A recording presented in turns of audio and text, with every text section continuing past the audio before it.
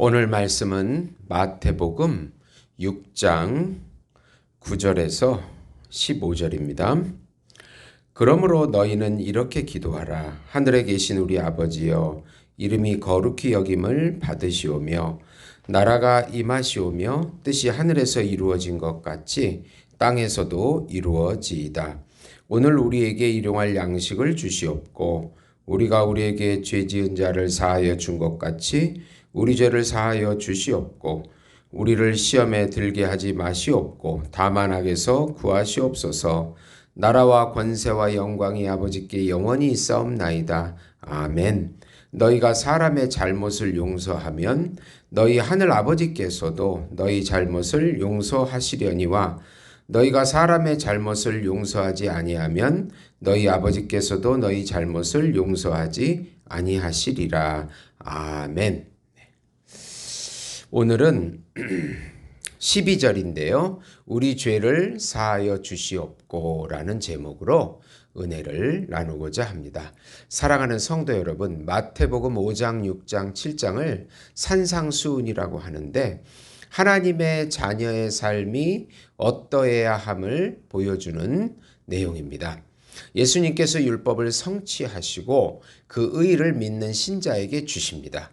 성령께서는 예수님의 의, 공로, 갑, 순종, 이게 다 같은 말이고 비슷한 말인데요. 우리의 삶 속에서 적용해 주십니다. 그러기에 산상수훈은 성령의 인도함을 받은 하나님의 자녀의 삶을 보여줍니다. 불신자들이 살 수 없는 그런 삶의 모습입니다. 기도와 기도의 내용 모두를 예수님께서 자녀들에게 직접 가르쳐 주십니다. 기도하는 것은, 우리가 기도하라고 하는 것은 하나님의 뜻을 하나님께서 이루신다는 믿음의 표입니다. 우리 안에서 성령께서 하나님의 뜻을 위하여 기도하게 하십니다. 그리고 모든 영광을 하나님께 돌리게 하는 것입니다. 예수님의 피의 큰 용서를 생각하면서 나에게 상처 준 사람을 용서하라는 내용입니다. 우선 예수님께서 우리 죄를 용서해 주셨으니 그렇게 상처 준 사람을 용서하라. 네. 주기도문에서 우리를 위한 기도가 11절, 12절, 13절인데 오늘 말씀은 12절입니다. 네. 그 11절은 육체를 위한, 양식을 위한 기도였고 오늘 12절은 정신을 위한 기도이고 13절은 영을 위한 기도라고 좀 분리해 볼 수 있습니다. 12절, 우리가 우리에게 죄 지은 자를 사하여 준 것 같이 우리 죄를 사하여 주옵시고입니다. 네.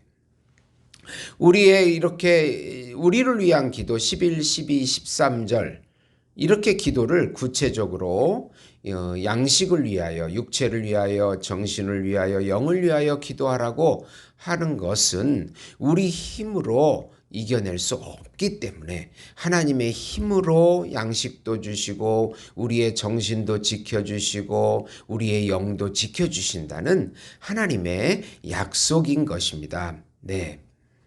우리에게 죄 지은 자는 상처를 준 사람입니다.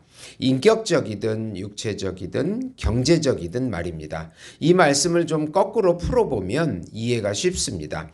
하나님이 나의 죄를 용서하신 것 같이 나에게 상처 준 사람을 용서하게 하소서란 뜻입니다. 하나님이 먼저 죄인을 받아들이시고 아들의 피로 용서해 주셨습니다. 엄청난 대가를 치르고 우리가 구원받은 존재, 하나님의 자녀가 되었으니까 하나님의 자녀다운 삶을 살라는 것입니다. 네, 사랑하는 여러분, 주위에 시기와 질투가 없어야 한다고 생각하면 오산입니다. 이기적인 죄인들이기에 많은 억울한 일들이 생기는 것은 우리가 삶 속에서 살다 보면 많이 겪게 됩니다. 그래서 하나님의 심판과 평가가 반드시 있어야 합니다. 로마서 12장 19절에 보시면 사랑하는 자들아 너희가 친히 원수를 갚지 말고 진노하심에 맡기라. 기록하였으되 원수 갚는 것은 내게 있으니 내가 갚으시리라고 주께서 말씀하시니라 하십니다. 감당하지 못하면 우리가 잠시 피하는 것도 싸우지 않기 위해서 피하는 것도 좋은 방법입니다. 그리고 상대를 자주 화나게 하는 것도 죄를 짓는 것입니다. 상대의 영혼이 귀하기 때문에 화나지 않도록 서로를 지켜주어야 합니다. 오해가 되도록 없도록 깨끗한 관계를 유지하는 것이 정신적으로 유익합니다. 두 번째로 하늘 아버지는 우리를 위하여 상처 준 사람을 용서하라고 하십니다.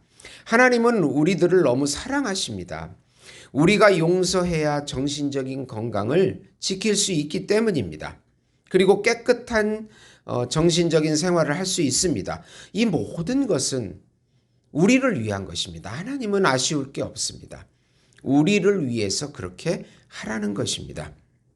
용서가 우리 삶을 최선이기에 하나님의 명령이고 이 용서를 위해서 기도하라고 하십니다.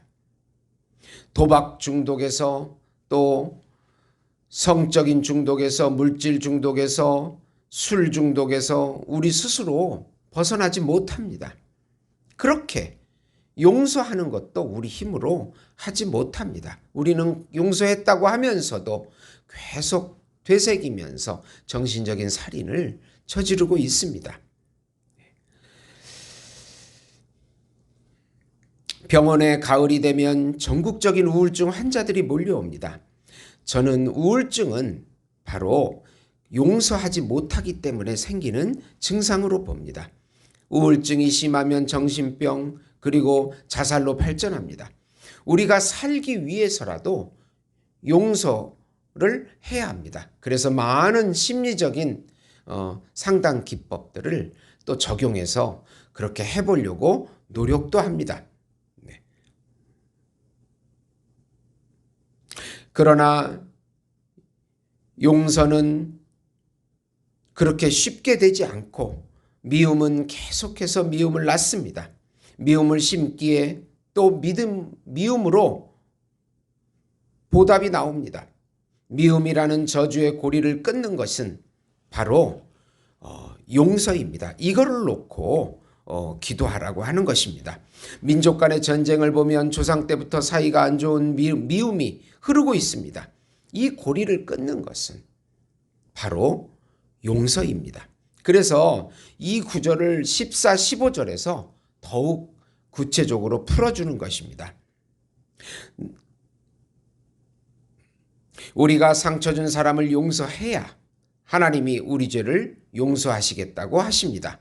그렇지 않으면 용서가 없다고 하십니다. 사실 하나님은 우리 죄를 다 용서하셨습니다. 우리를 위해서 그렇게 말씀하시는 것입니다. 우리가 미움의 고리에 들어가지 않도록 막아주시는 것입니다.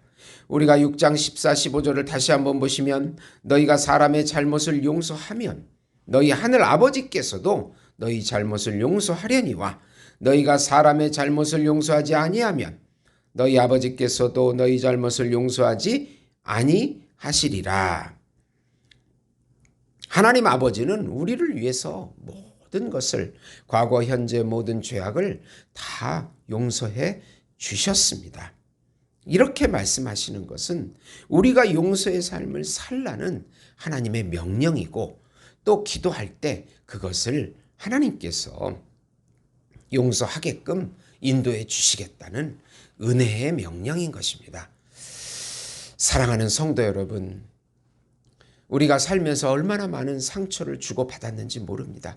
이것으로 인해 수많은 정신적인 질병이 생길 때 이 말씀 하나님 앞에 용서하도록 기도하라고 할 때 상처 준 사람을 용서하라고 순종할 때 하나님께서 이 모든 것들을 해결해 주시겠다고 하는 약속이 오늘 말씀 속에 들어있는 것입니다. 가급적 용서의 삶에 순종하셔서 예수님의 놀라운 치유와 회복을 누리시는 우리 예수목장교회 성도 여러분이 되시기를 예수님의 이름으로 축원드립니다. 하나님 아버지 감사합니다. 용서할 수 없는 사람이 우리 마음속에 있습니다. 그러나 성령께서 우리에게 우리가 용서를 하도록 기도하게 이끌어 주십니다. 순종하게 하시고 입술로 용서를 선포하게 해 주시옵소서. 우리를 괴롭히는 더러운 영은 다 떠나가게 해 주시옵소서. 원통, 분노, 비통, 근심, 걱정 다 떠나가게 해 주시옵소서. 예수님의 이름으로 기도드리옵나이다. 아멘.